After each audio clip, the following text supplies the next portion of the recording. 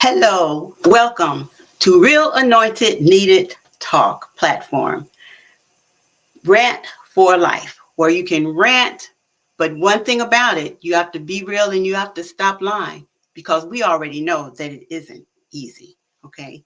Well, we've been having a sessions on for the last week of January, the 27th and the 28th, and also today is our third session. And let me give you something, let you know what this podcast is about. Okay, be real, stop lying. It ain't easy. Present a series on ministering to those with mental illness and how to help those suffering from mental illness. And we featured qualified and distinguished guests. It's a 4-session podcast that will discern how to help those who are suffering from a mental illness. Okay. And all our subject matter has been in reference to mental illness and the Black church. On January 27th, Reverend Nature Casey Combs. And you can go to YouTube channel REVELLIS 50 and review that podcast. Those podcasts are still up. And then on January 28th, our guest was Reverend Angela French Coles. And that all of our podcasts is up on YouTube channel REVELLI on the Real Anointed Needed Talk platform, okay, on that playlist. I'm going to bring in our guest right now, the Reverend Dr. Yes, here she is. This is Reverend Dr. LaShonda Fletcher, and I want to welcome you to Real Anointed Needed Talk.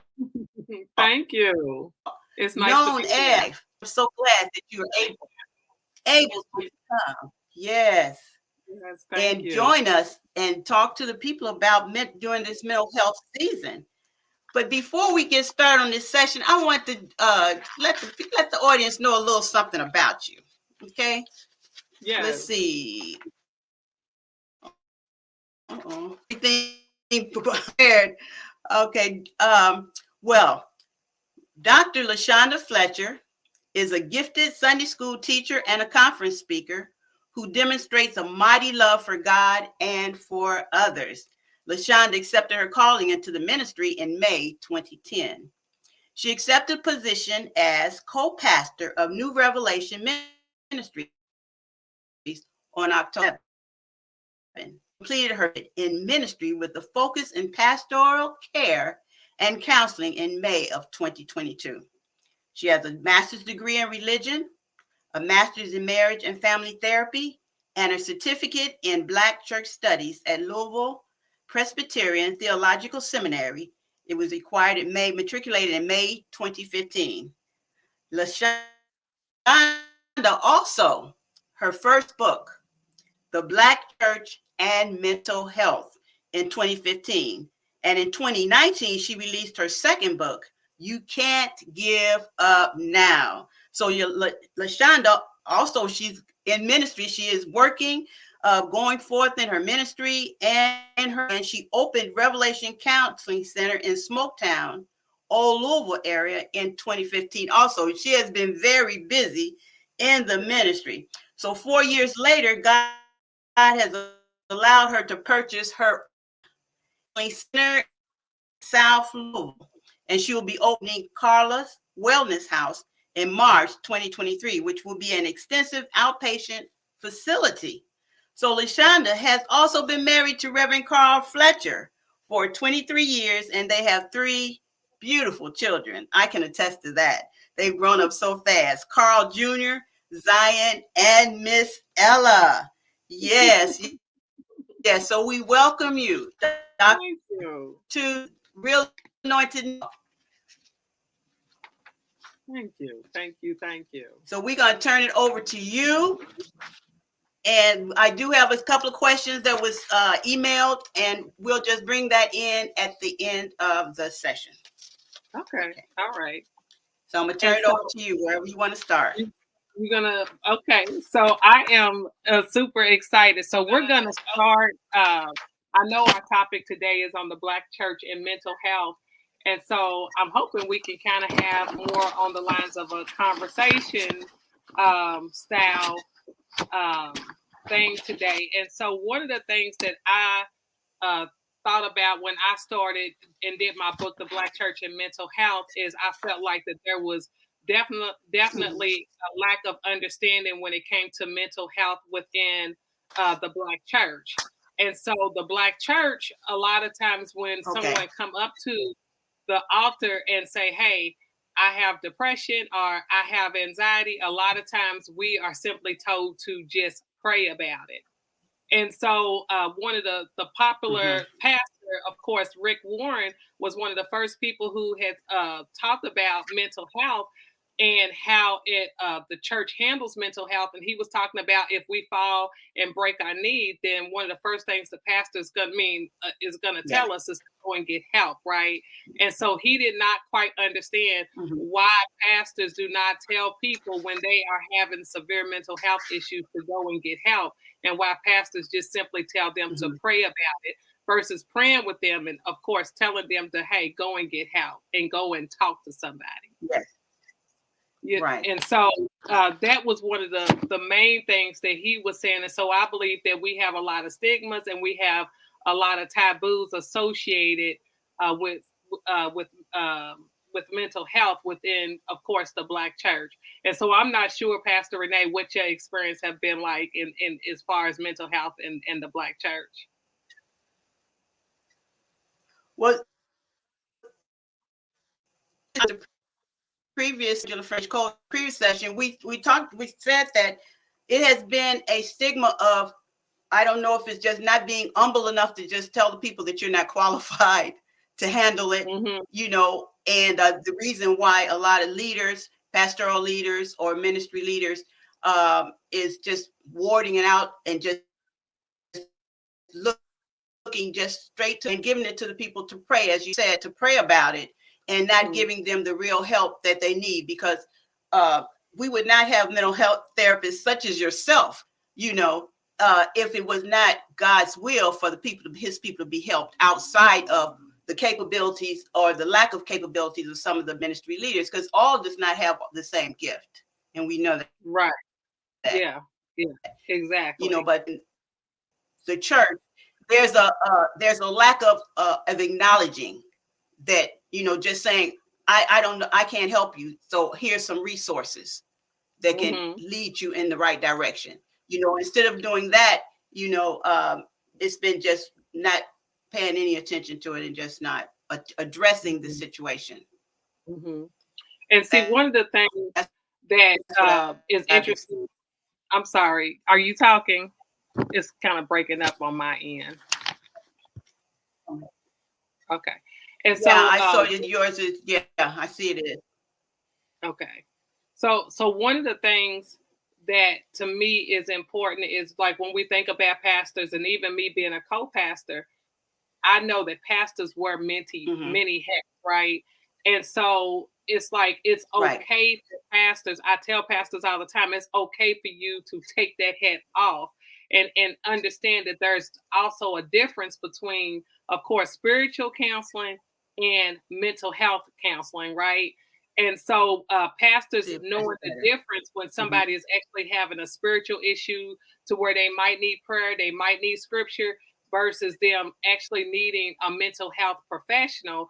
And so being able to understand the difference between those two. And so when I did my doctoral research, that was one of the topics that I researched was Yeah. uh, actually helping pastors to understand what mental health is and understanding the differences between spiritual counseling versus mental health counseling, and understand that yes, you can talk to a congregant, you can pray with them, you can give them scriptures, but if they are having symptoms of anxiety, depression, bipolar disorder, schizophrenia, things of that nature, then they Hmm. really do need to see a mental health professional. And so one of the things that I did is I asked the ones who were willing to be a part of my study if they could identify like what depression was, what anxiety Okay, was, that's all. some of the regular mental health things that Hmm. happen to people on a day-to-day basis, if they could identify what those symptoms were. And most of the pastors were not able to identify what the symptoms was for Right. just basic mental health conditions like depression and anxiety. And so it's like, okay, well, if somebody comes to you and they say, hey, Pastor, I've been sad, I can't get up, and I've been wanting to sleep, I've been tired, I feel worthless, haven't been showing up to church, and they usually show up at church, then that person is most likely suffering with depression. And so those type of symptoms are things that pastors need to know in order to make sure that their congregants are referred to the right professional, right? And so those are the things, to me, some of the simple things that I feel like pastors need to educate themselves as far as just the basic parts of mental health. So that way they'll kind of know what they're dealing with when their congregant comes to them for help. Well, I wanted to ask you, in your study, since you brought that up, that you did in your research, that you did address the issue with different pastors and gave them those questions. Did you find open and honest as far as receiving the information that you had, or the dialogue, should I say, as far as them not acknowledging that they were not equipped? So the interesting thing is most of the pastors, I will say that I actually had, most of the pastors were very educated. And so a lot of them actually, the beautiful thing is I had 5 pastors. All of them was African-American. 2 of them were African-American men. 3 of them were African-American females. And most of the pastors that I had could tell when somebody was coming to them, whether or not they were equipped or unequipped. And actually, a couple of them actually had a resource list of people that they actually referred to. So I was blown away and excited about the fact that at least a couple of them had those resources. And then the other question that I had asked these pastors was, have you ever went to therapy yourself, right? Because I'm a true believer that if I haven't been myself, then the chances of me referring my members or my congregants to seek help or to get therapy is going to be very slim. So I feel like that pastors also need to recognize their own need for mental health, because of course, and I know, of course, as being a pastor, there is a lot of pressures on pastors, especially when you are a pastor of a smaller church or a mid-sized church, and you got all of these mega churches out here and feeling like you effective. Are you doing enough? And that's not counting, like family issues or work issues. If you got a full-time job outside of, pastoring, those type of things, and are other people's expectations of you. And so pastors also need to be healthy and seek out their own mental health. And I think that will also help them to see that counseling and mental health therapy is okay.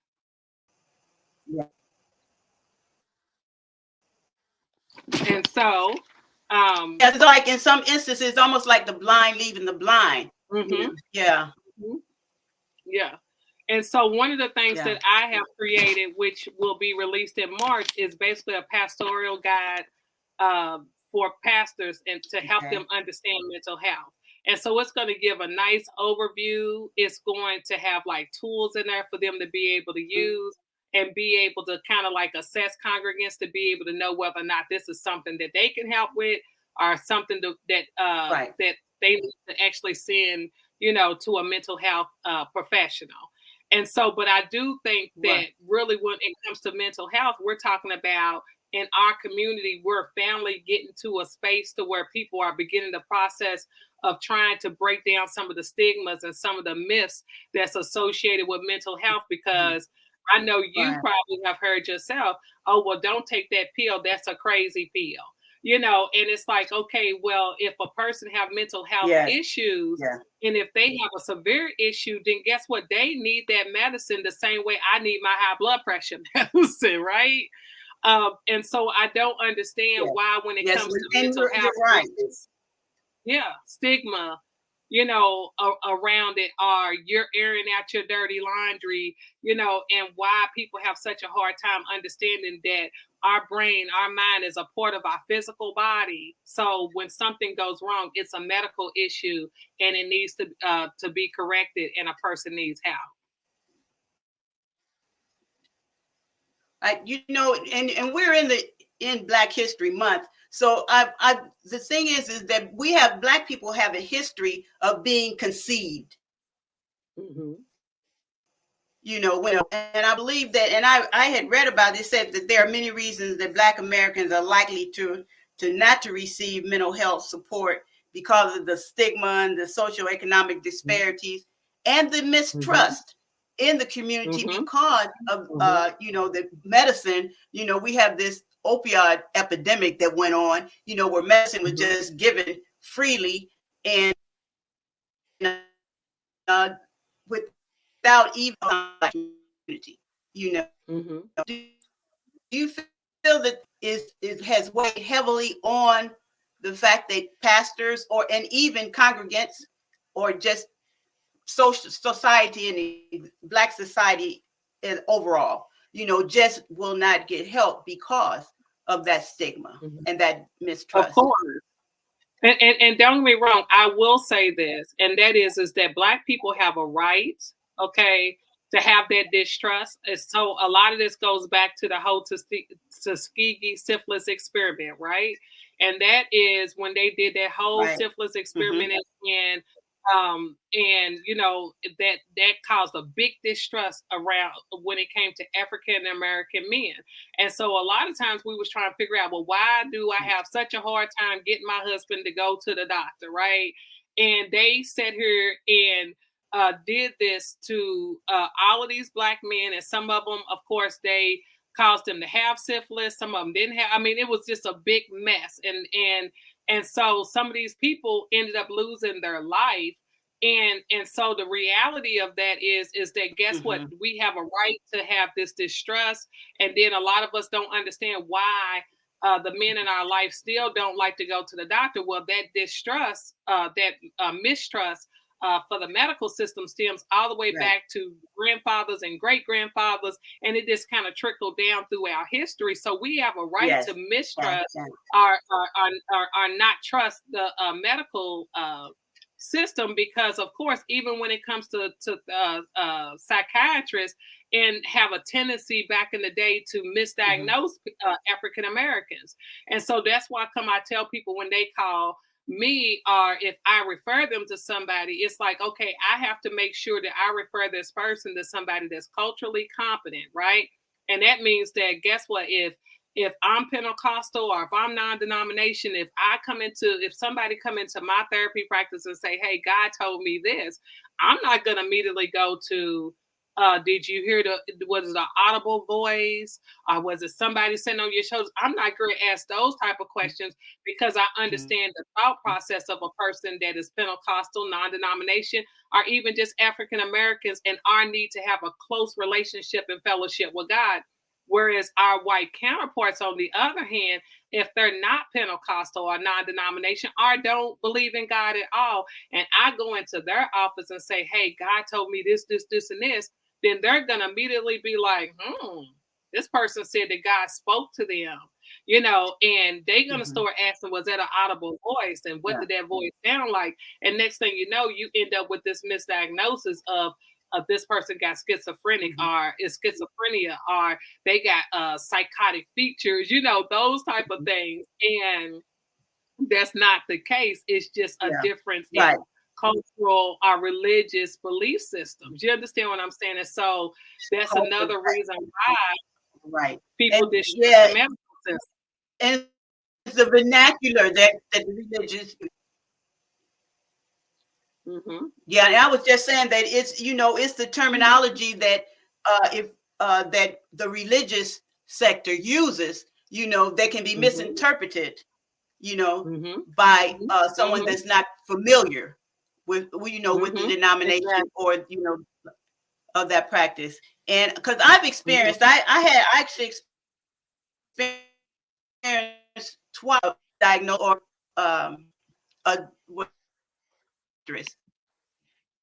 as far as mental concern, and it made me step back, and I had to really search myself and pray about it to come back and embrace, the mental health issues that there are viable. That's why I was so happy when I met you and that you were going off into the mental health feel, and it being a therapist, I thought that is, Black women, men, in this field, so that because you understand our culture, Yes. and plus Yeah. that the trust issue would not come up, as far. Mhm. But yeah, there's been misdiagnosed. I've had to deal with that in my family, misdiagnosis, which was tragic results from it, Mhm. and it made me skeptical, Mhm. so I, others, that might not even have had that experience, but already have that deep rooted mistrust, Mhm. of the field. But I know that it says that, and we talked that Black Americans have faced immense historical trauma and adversities from racism, discrimination, and exclusion from health, education, social, and economic resources in this country. So, as you said, that kind of puts a bridge between receiving help. So Mhm. do you feel like that's why it's very important for the pastors, the clergy leaders, the ministry leaders to be versed in this mental health topic? I think it's very important. And the one thing that I do notice too, right, and that is that if a pastor send me a text message and say, "Hey, LaShonda, I'm going to send somebody to you," give it a few minutes later, my phone is ringing. Why? Because as African Americans, we have a serious trust. We have a deep trust for our pastors. And the reason why we have a deep trust is because we feel like that they have this great connection to God. And we also believe that they're not going to lead us in the wrong direction. And so a lot of times if pastors say, "Hey, I'm going to have my member to call you," then that member calls me because they actually trust their pastor's leadership and they trust their Trusting. guidance. And so that's the reason why I feel like that pastors should have a nice list of therapists, at least 2 or 3 of them on their list that they know personally, Okay. that they know that it's good. When this person, when I send my congregant to your office, that they're going to get the proper mental health treatment that they deserve. And I'm sending them to somebody that I know that understands our religion, that understands this person's faith, and is not going to misdiagnose them. Right. So, an example of that is I had a girl who came to see me like many years ago, and she needed an extended period of time on her test, right? So she went to a therapist and she asked him to write a note. This was a white male therapist.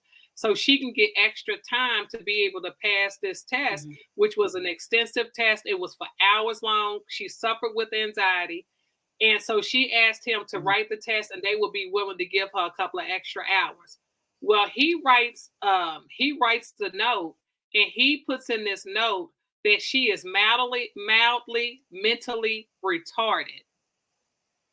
Now, note she had anxiety and PTSD, but he Mhm. told the people He told the where she people. was in college that she was trying to get Mhm. into and get accepted into that she was mildly mentally retarded. Right. Now, if that wasn't racism, I don't know what Mhm. is. So, in other words, if I Right. present as retarded, if she presents as retarded and I tell them that she's retarded, then they're not going to let her in and they're not even going to allow her to take the test.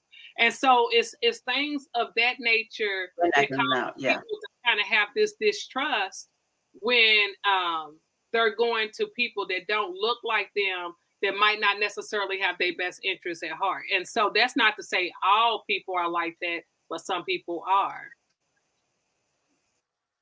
So I do think that it is important for pastors to Yeah. definitely Yeah. It's have very, some conversation and very get educated important on mental for. health. Yeah. It's very important. Yeah. For us to have Mhm. Black therapists that understand our culture, Mhm. and that can, and it doesn't have, you don't have to deal with that racism, because it's there, it's Mhm. real. That's what this Mhm. podcast is. Be real, stop lying. It's not easy. It's not easy Of living course. living in the world that we're living in now, especially. Yeah, it's even more so. How level is going up, so there's going to be more and more people that are going to be in need of a therapist, because of the depression and the anxieties of just Mhm. trying to live. Mhm. When you think about eggs, it's $8. My grandson told me the other day he saw eggs for $8. I mean, eggs. Yeah. You know, that's an anxiety Mm-hmm. trip. You know, for some people, so I haven't had eggs in a month. You know, so you Right. know Yeah. that's an issue with me. You Yeah, it know, is. yeah, because my diet is very limited. You know, I have a very limited Mm-hmm. diet. You know, Yeah. so for not to be able to put eggs in my diet messes with the balance of my nutrition. You know, Yeah. at my age. Mm-hmm. You know, and so that's the issue. You know, and Yeah. but do you feel like there's sometimes that the anxiety or the symptoms of depression and things of that nature is not taken seriously, you know, Of within the course. culture? Yeah, and we come from a culture, right, of we supposed to be strong, are we supposed to be these strong black women are due because of slavery. You understand what I'm saying? It's like we supposed to be strong. We're not Mm-hmm. supposed to show Yeah. any signs of weakness whatsoever, right? Or if we show signs of weakness, then also too, when we're talking about the church, then that means, okay, well then you must lack faith, and that's another Mm-hmm. difficult Yeah. thing. Like I had a young woman who That's, came and stood by the door. She was afraid to just walk into my office, black female. And then when we got to talking about medication and stuff like that, that's when she told me that she was prescribed medication, but she mm-hmm. felt like that if she took the medication, then that meant that she lacked faith. And I was like, that is not true. You understand what I'm saying? And so, Mm-hmm. and the way that I convinced her was Mm-hmm. like, hey, if you Right. take this pill for a week and you start feeling better, then what harm did it bring you? Because then you're going to continue to feel better. But if you take the pill and you take it for a week and you don't like it and it don't make you feel better, then you can always just Mm-hmm. flush it down the toilet. But it's worth giving a try, especially considering that you have Right. such bad depression, and like you could just feel the sadness just Yeah.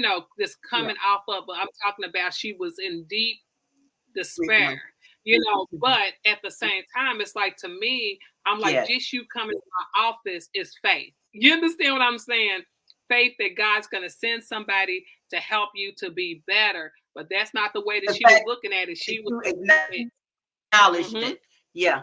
And you sought Yeah. help. Yeah. Mm-hmm. Yeah. Yes. And Yeah. so I will tell people Oh. all day, when people say things like that to me, when they call people crazy, I personally feel like that a person have to be crazy not to seek help, not to go to therapy, because I think even any person who really don't have mental health issues, they can still benefit from therapy at least once a month, once every couple of months, just to walk, I mean, just to process, just to go over goals, just to, Walk you through it. know, Yeah. uh, yes, exactly. And so there's a lot of benefits to Yeah. getting mental health treatment and help. hmm and so Right. when it comes to pastors, right? Uh, It's a lot of times you're going to give them a bunch of yeah. I think we haven't. It's yeah, I couldn't make out what you said. but we're just going to keep talking. I know. Yeah, mine's froze also. But hmm if the person knows that is skeptical, knows that well, they're just encouraged to try a session hmm and not just at them. You know, that will help them dispel some of that fear, as you were saying, hmm you know, hmm so that they can see how they, other words, they build up trust issues. You know, they can build up trust with the therapist. hmm Is that correct? And just ask a lot Before of you get questions. off into talking about giving them medicine, things like that, especially those Mhm. that, yeah, Well, and and then they can ask, get also, their questions answered. yeah, and ask questions when you call, right? Like when you call to set up an appointment, because most people don't need medicine. Let's be clear, right? When you're talking about mental Mm-hmm. health, we're talking about a spectrum. And so I don't want anybody to The think whole, that when yeah, they hear me talking on here, I can't even prescribe medicine. So anybody who come and see me, you're not going to get a prescription. Okay. But let me Mhm. say this. You're See, and talking that's the about misnomer that needs to be, yeah, that's what needs to be yeah. talked about. Because when you Mhm. say therapy, that's the first thing they think. You're gonna walk into the office, you know, because it they start writing out lithium, you know, and Mhm. all these meds. I'm like, oh, wait a minute.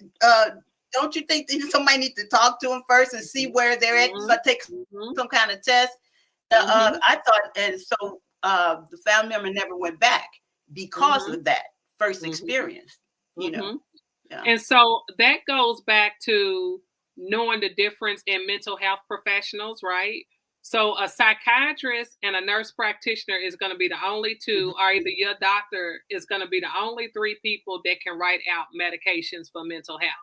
Okay, so if you're a licensed clinical social worker, a licensed Mm-hmm. marriage and family therapist, or a licensed practical counselor, we do psychotherapy. So we do talk therapy, or they might be specialized in Mm-hmm. EMDR or trauma therapy, those type of things, but we cannot prescribe medication. Now we have usually a list of people that we can refer you to Mm-hmm. if a person needs medication, but that's not what we do. Now we do diagnose.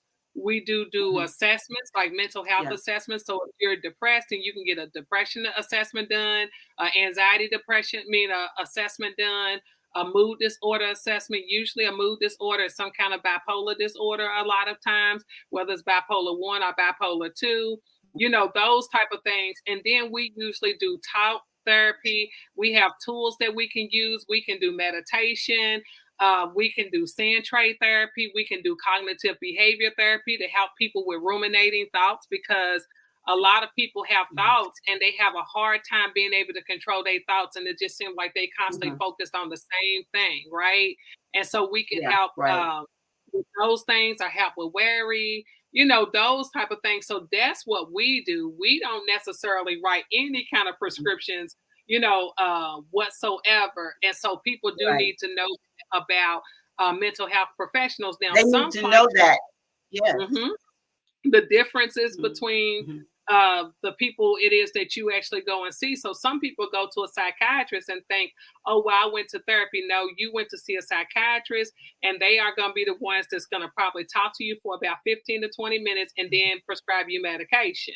And so then a psychologist is also a psychotherapist as well. And so they actually do diagnosis, psychotherapy, and then they also do special diagnostic testing and stuff like that for like ADHD, and stuff in autism and stuff like that. So they might go a little bit deeper than Mm-hmm. what we, go, but it's a vast difference Okay. between us. So you're not gonna get medicine when you come and see me. Yeah. So it's When you come about there. Right. And these yeah, are things that people need to know, Yeah. yeah. And it's about The learning difference. the difference is exactly what it's about, and being able to be open-minded. I tell people all the time. Now this is the other thing, right? And that is that as Black people, we also need to Yeah. understand that just because we are Black does not mean that we have the same belief systems. So if you are a Christian Right. and you want Right. a Christian Yeah. therapist, when you call that office, you need to say, hey, what's your beliefs? What's your faith? Because whether we realize it or not, Mm-hmm. in this new generation, there's a whole lot of people that It don't makes believe the in difference. God, that don't believe in Jesus. They will say that they Right. are spiritual, Mm-hmm. those type of things, and they do not believe in God. Some of them are feminists or womanists, and some of them don't Right. necessarily believe in the entity of marriage, and so if you have marital issues, then guess what? That might not be the best person that's going to help you. So that's why come on, like when you go, Right. ask questions. I mean, before you go, when you call, ask questions, and it's okay for you to ask questions. And if they don't want to answer your questions, go to another, find another one. Mm-hmm. Mm-hmm. Find a therapist that's going to you can really need, Mm-hmm. Mm-hmm. and that will break down the barriers that we were talking about, is that distrust. Yeah. Mm-hmm. Mm-hmm. We'll break down those Somebody that's going to barriers. line up Yeah. to your belief systems, and that's going to line up to your morals, right? And your values, because Mm-hmm. not everybody believe like you. Just because they look like you don't mean that they believe like you. You know, and if you're fighting for your marriage and you go to somebody who don't believe in marriage, especially in the word. Yeah.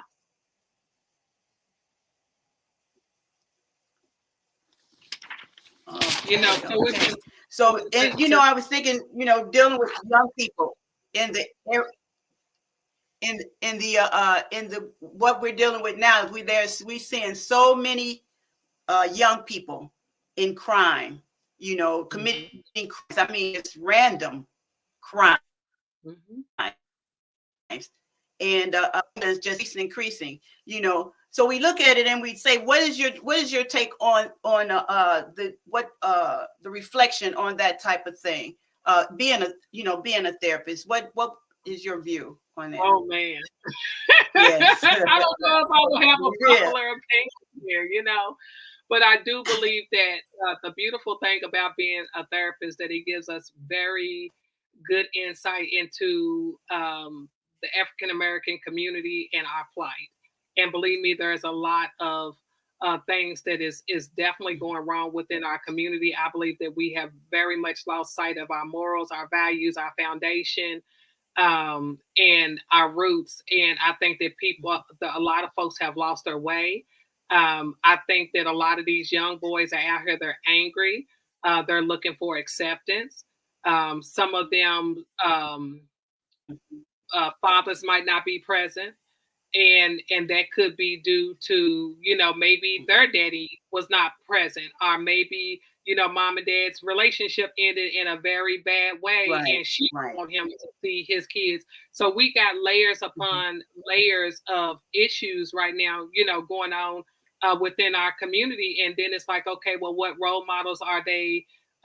Who are they looking to for role models? I know back in the day, my husband always talked about, well, they had the drug dealers and they also had the pastors.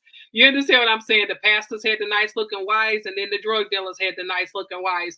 And so the reality is like, what does home life look like, you know, for these kids? Is mom or dad taking these kids? Like? Yeah. Are they installing values into, you know, their kids, and you know, and are they living that type of life too, as an example to their kids? You know, because we can preach all day long, but if we're going to preach this to our kids and then we're not living that type of life, then don't expect for the kids to follow what it is that you actually say. You know, I know personally with our kids from a very early age, we told them exactly who they are, what our expectations are.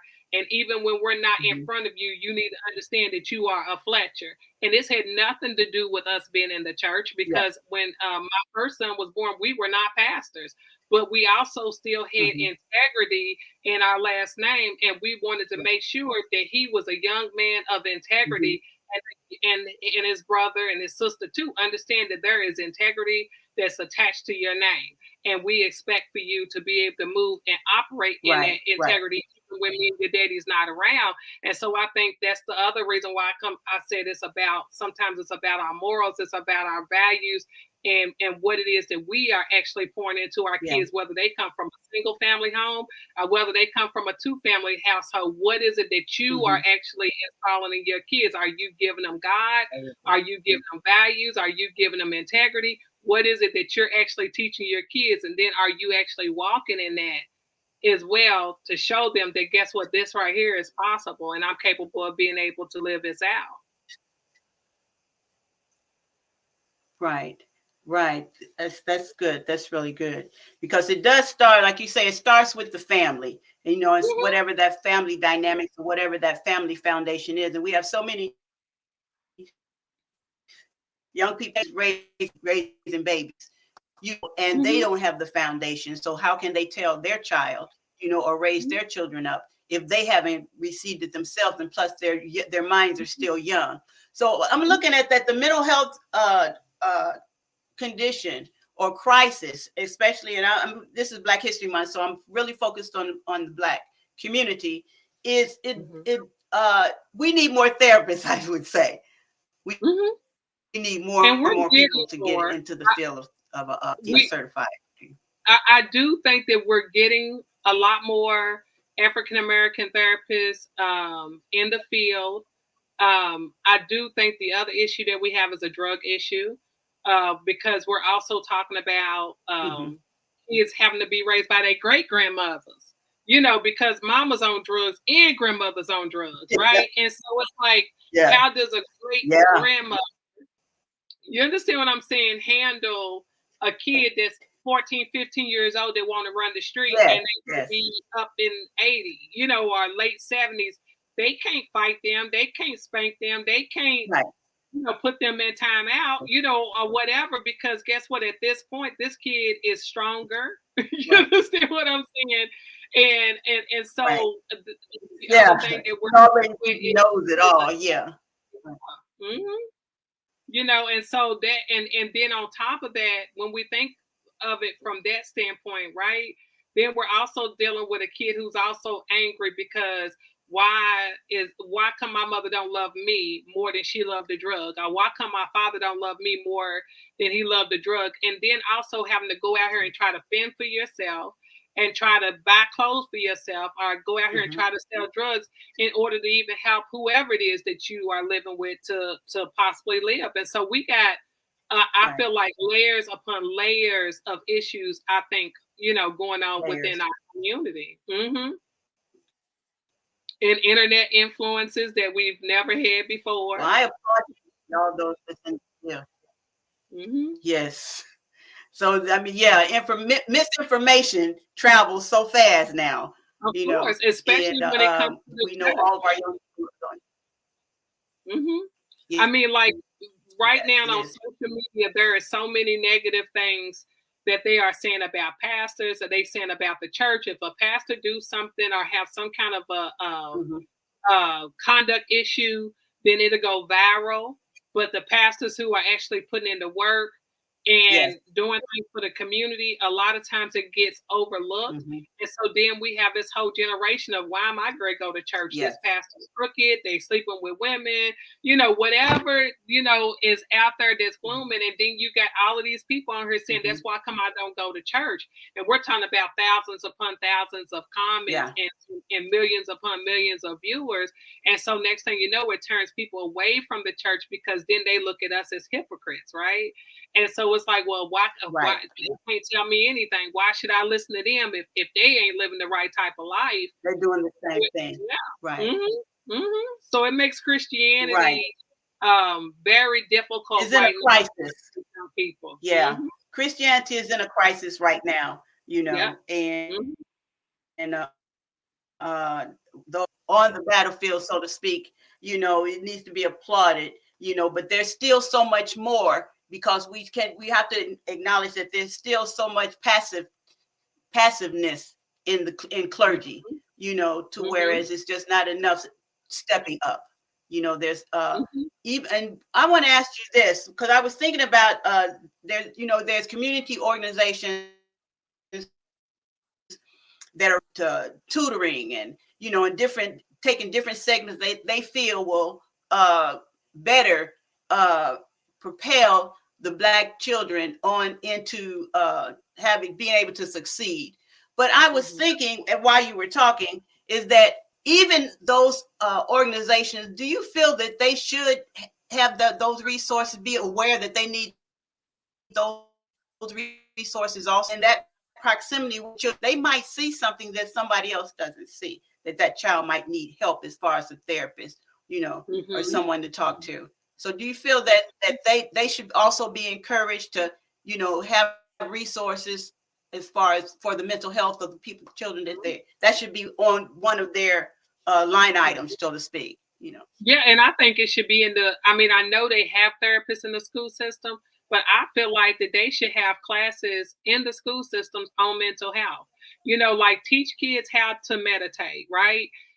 Meditation helps people with anger. It helps kids with anxiety and with worry. It helps you to be able to center. Breathing techniques help you to be able to calm down. Those type of things. And I feel like that if kids get to learn those tools early, then maybe we might not have so many people out here shooting each other, and getting angry and then just flipping like that. And next thing you know, somebody's life is lost. And so to me, I feel like that they should not just only have therapists in the schools, but I feel like that they should have some mental health classes to teach kids anger management techniques. Teach people kids breathing exercises, teaching these kids meditation techniques. Teaching kids, just how to process their emotions or have healing circles and things of that nature for them. And I think that that would be a beautiful thing if we could actually get that into the school system to be able to help kids to be able to deal with their mental health early on, or be able to learn how to speak their emotions, because when we think about males, right, what happens growing up is, parents oftentimes tell their sons, oh, you a big boy, hush it up. And you got these little boys that's out here and they up here, they trying to hold in every emotion that they have, right? But when it comes to little girls, we get pat up, oh, baby, it's going to be okay, or whatever. So then when men get older and we're trying to figure out why come he won't communicate his emotions, or why is the only emotion that he show is anger. Anger is a secondary emotion, right? So underneath that iceberg, you got hurt, you got frustration, and these are all of these different words that they can use, but they don't know how to communicate those words because they were never really given the opportunity to. So anger is oftentimes accepted, you know what I'm saying, is an emotion, and is a feeling within our community. But when they say, hey, I feel hurt, then all of a sudden they're weak.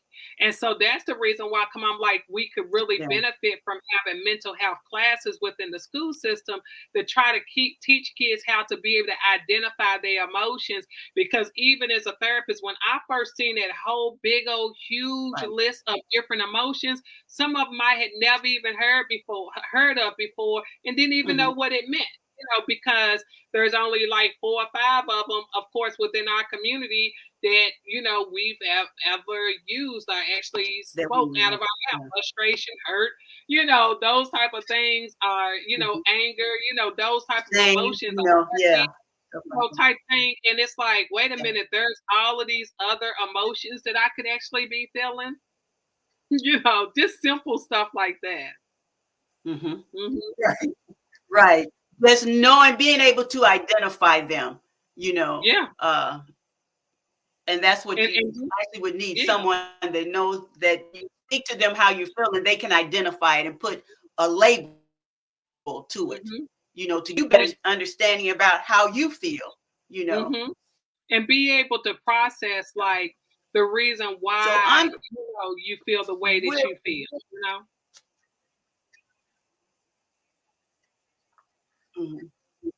Can I have a caregiver? I'm going to ask you some of the questions you did answer in our discussion, but we have about 15 more minutes.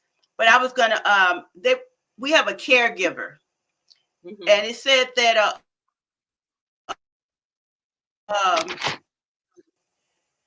perception of how they should deal with they parent,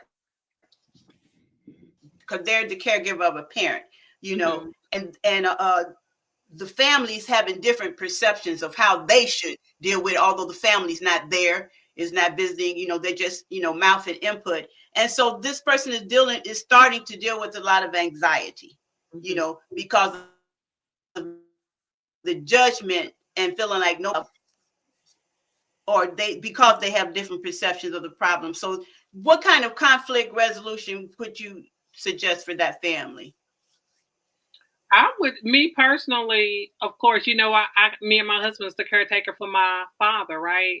And so really, I would say that if they are not the ones who's actually caring for them, for that individual, and they're not, I'm talking about doing absolutely nothing, then my thought process is just to go ahead and set rigid boundaries. You understand what I'm saying? Because in the end, people always have something to say when they're not the ones that's doing the work. You understand what I'm saying? And so if their input is affecting them so much so to the point to where they have anxiety around it, then that sends a message to me that they need to separate themselves. Because I think that's the other thing when it comes to our community. We preach family, family, family, and to be loyal to our family. and things of that nature. And sometimes we can be Mm-hmm. loyal to a point Right. of detriment to our own health. And so when it starts causing issues with our own health, then that means we have to separate ourselves, and that means we have to set strict boundaries. And so that might mean that when I see this phone Right. ring, if I know I'm not having a great day and this is that relative that always got something to say, then I'm not answering. And it's okay not to answer. You understand what I'm saying? And so setting those Yes. boundaries, so then that way they're protecting their own mental health. And then if that doesn't work for them, of course, I would say they could always do some family therapy. Yeah. Suggest family therapy, or even if not, if they couldn't get the family together, it would be good for them to have therapy so that they can Yeah. voice how they feel. Right. And be able to Right. process what Everybody was wrong. doesn't need medicine. Someone needs somebody to talk to that they can trust. Yeah. Of course. Yes. Yeah. Okay. Yeah. That they can trust. Okay. Let me see. I'm trying to look at a question that you have not answered already. In here, I distinguish this question and says that because of our culture, okay, that it's more likely that because this person is looking for a therapist, but they've been going to, and they just didn't seem like they understood, or they would misunderstand what they were saying, or couldn't identify what they were saying. So your suggestion to be to them is to find them, as you said before, a therapist who, finish my statement, finish. Most definitely. I know, even me myself. That understands. I had a therapist that I went to. Actually, I had two other therapists that I went to before I got my therapist that I have now, right? And so one of the ladies that I went to, she was a white, older female.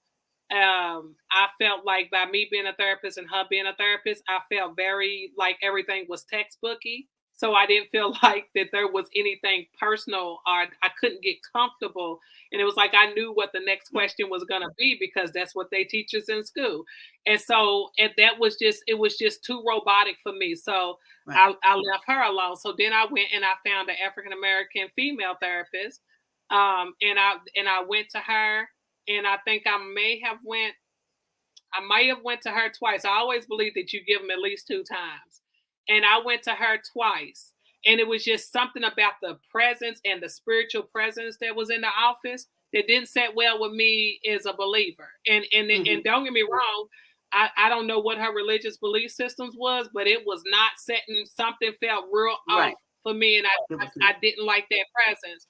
And so now the therapist that I have now, me and her, I think she's probably been my therapist for like 7 years, and so I might see her once a month. I might see her once every 2 months. I might see her 3 times in 1 month if it's been a rough month, right? And so she is an amazing fit for me. You understand what I'm saying? She's comfortable. She's a Christian. She's an encourager. She's a Black female. She's older than I am. But I would send anybody to her, because I trust her in that way. And we have built that type of rapport. And so I went into what you're saying is,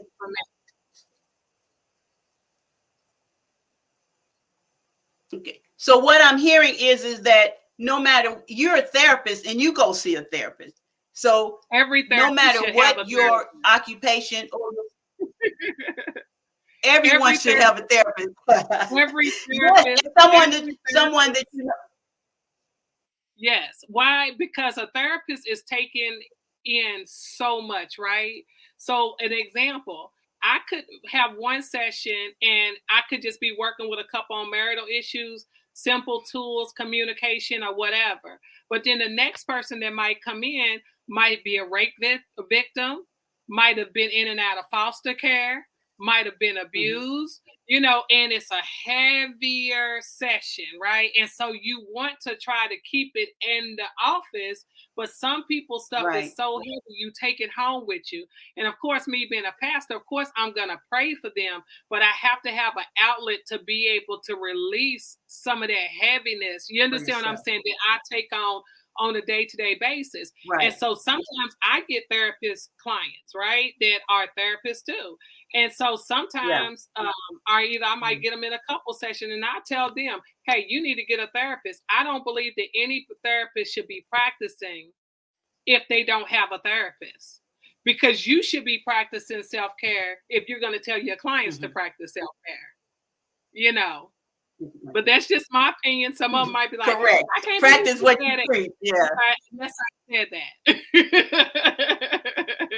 Yeah. That's So, being honest, you know, and that's what we need. And that's what we need. Real, you know, that real conversation,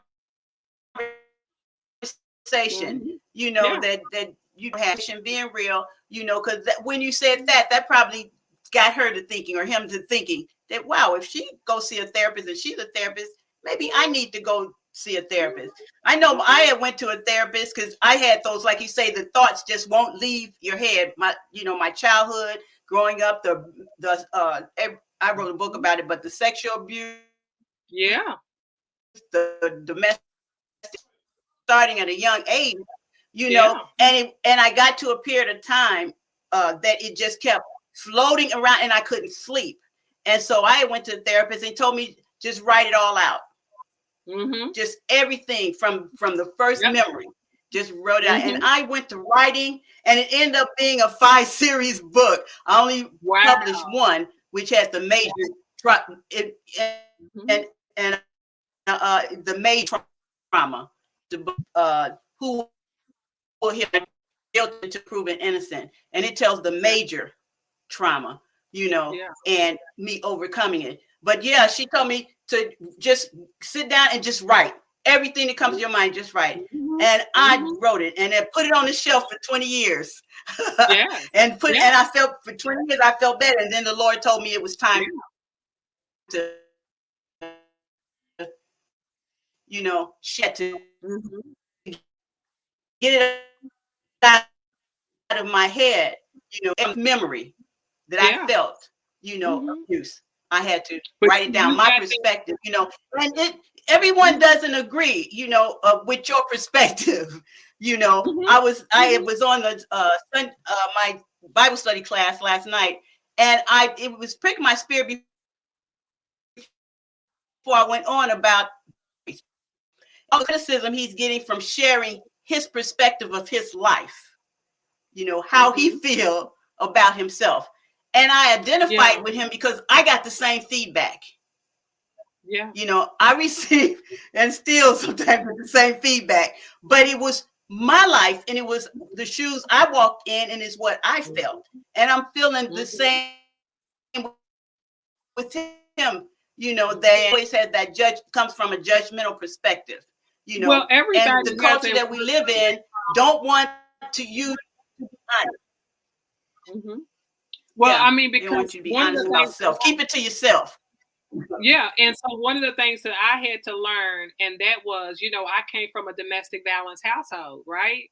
And so that's what some of the things that I Mhm. processed, you know, throughout my therapeutic experience with my therapist, along with some things that happened during my seminary experience. And so I had to process those things and be able to work through those things. How can I process? I mean, not process those things, and then if somebody come in my office they have had the same childhood trauma that I've had, and then next thing you know, I'm counter transferring my events onto this person, or now I'm Yeah. triggered.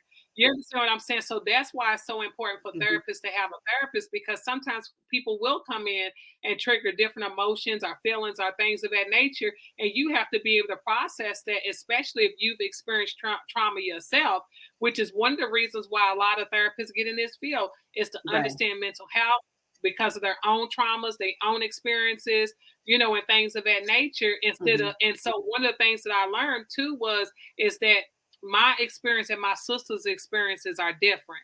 So I've processed and worked through majority of my trauma and my experiences. And so we're all on different journeys here. And so they might still be embarrassed when I talk about domestic violence or the fight or something that happened in our household. Well, I'm not embarrassed by that no more. I'm free from that. I've processed that. I've accepted that.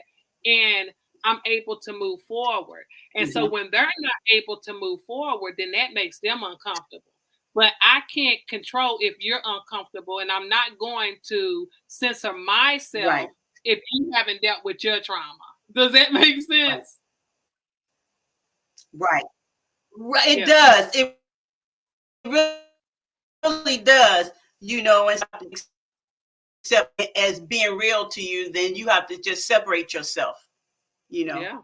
for your own, you know, for yourself, because you can't take yourself back into denial just to satisfy, you know, someone else's perspective about what you lived through, you know. Exactly. So I think this has been very informative, you know, and I know that our audience have they will on there until infinity, you know. And later on this evening, it will be on Spreaker, Google, iHeartRadio, and 7 other podcast platforms. As soon as I transfer it over, right now it's on YouTube, and it's going to be up forever.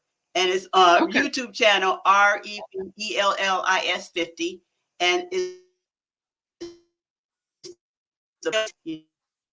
you know, we must get back together again. And I know the audience said, like I say, have enjoyed you giving us a lot of information. You made us feel so very comfortable in our own skin, you know, that it's all right. You know, it is all right to seek help. You know, it is okay to seek help, you know, and live your truth.